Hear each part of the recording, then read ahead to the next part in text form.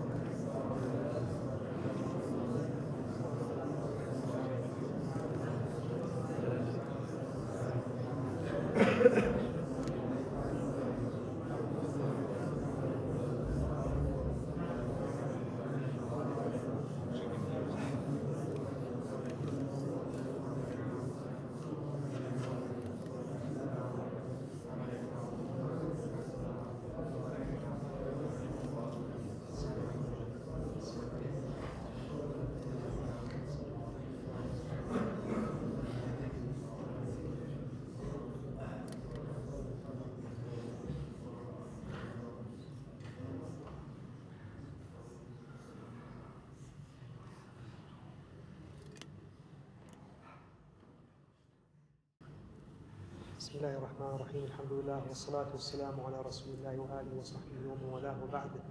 فما زلنا وياكم أخوتي في الله نتحدث عن الدعاء. تكلمنا عن بعض جوانب الدعاء واليوم نكمل بإذن الله تبارك وتعالى.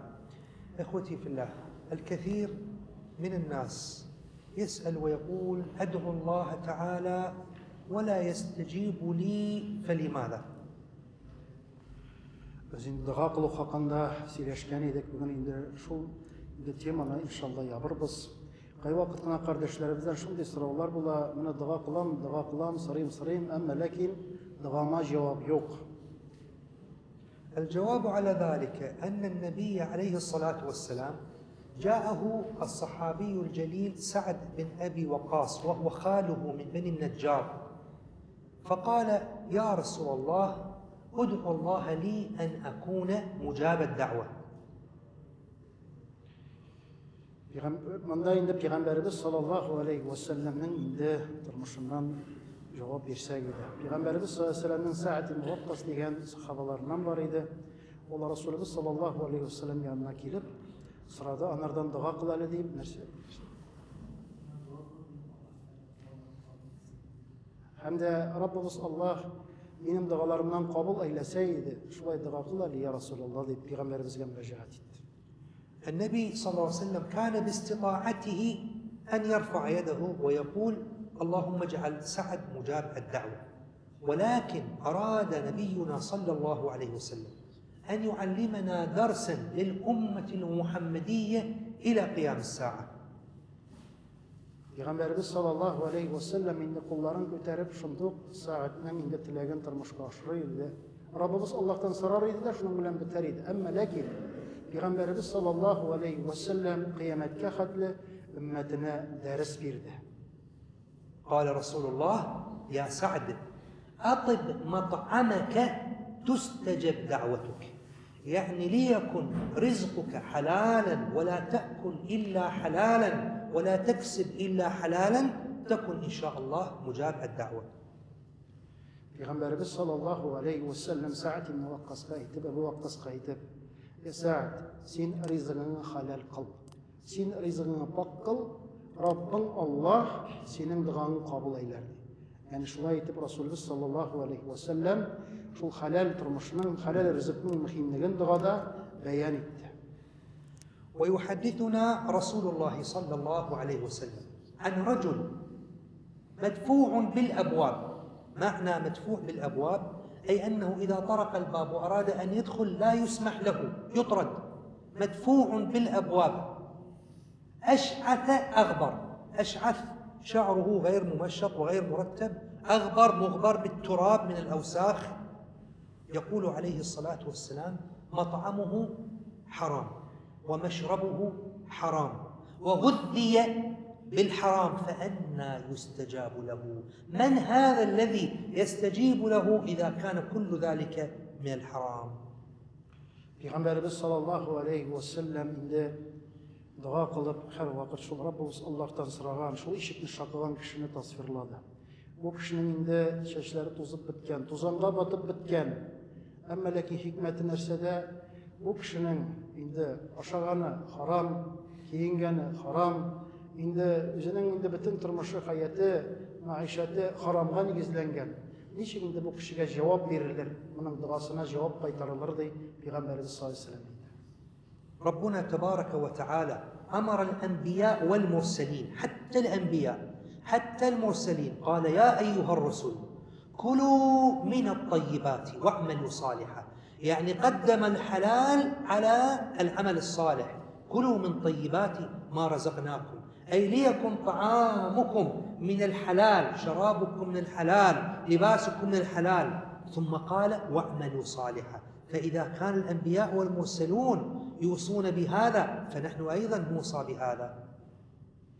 Eğer Rabbimiz Allah Teala'nın sözlerine karasak Kur'an-ı Kerim'de Allah Tebareke ve Teala özünün ilişkilerine, peygamberlerine müracaat etti. Ey peygamberlerim, ya Allah'ın ilişkileri yaxşıdan aşağız, halaldan aşağız. Yani şulay ettirip Allah Tebareke ve Teala eyteydi. Hemizge hayırlı ameller kılığız diye eyteydi. Allah Tebareke ve Teala bu ayetlerde de başta evvelen halal rızık hakkında, halal hayat hakkında, halal yaşam rövüşü hakkında etti. Sonra şunlardan sonra izi amel kılığız deyip Allah Tebareke ve Teala istep koydu. Niçin indi Allah Tebareke ve Teala indi gadib olmagan, özünün saylagan kılları, peygamberleri, rasullerine şulay halaldan aşağız, şulay deyip emir etken vakitte biz gadi halıkka nerse kaladı. إذن الجواب علمنا ما هو الجواب. لماذا لا يستجاب الدعاء؟ أحد أسباب منع الاستجابة هو المال الحرام. فإذا أردت أن تكون مجاب الدعوة فعليك أخي في الله أن يكون كل شيء من مالك هو من الحلال. Şuna da dağalarımızın kabulmağına sebeplerinin birisi haram mal, haram rızık, haram turmuş rövüşü. Şu nerse dağanın kabulluğuna girde, perde bulup duradı. Bismillahirrahmanirrahim. Elhamdülillah ve salatu ve selamu ala Resulullah ve alihi ve sahbihi ve men valah. Allahümme ahfazna ve ahfazil muslimine kema şi'te ve keyfe ma şi'te inneke ala ma teşâ'u kadir. Allahümme estur avratina ve amin rav'atina. Allahümme ekfina şerrel eşrar ve keydel fuccar ve keydel zalimine vel hasidine vel hâkidine vel kuffar. Allahümme inna nec'aluke fi nuhuril a'dâ'i ve na'udhu bike min şururihim. Ya maliku neccina vel muslimine minel mehalik. إنك قادر على ذلك. يا لطيف يا لطيف نسألك اللطف فيما جرت به المقادير. اللهم أشغل الظالمين بالظالمين، اللهم أهلك الظالمين بالظالمين وأخرجنا من بينهم سالمين غانمين يا قوي يا عزيز يا رب العالمين.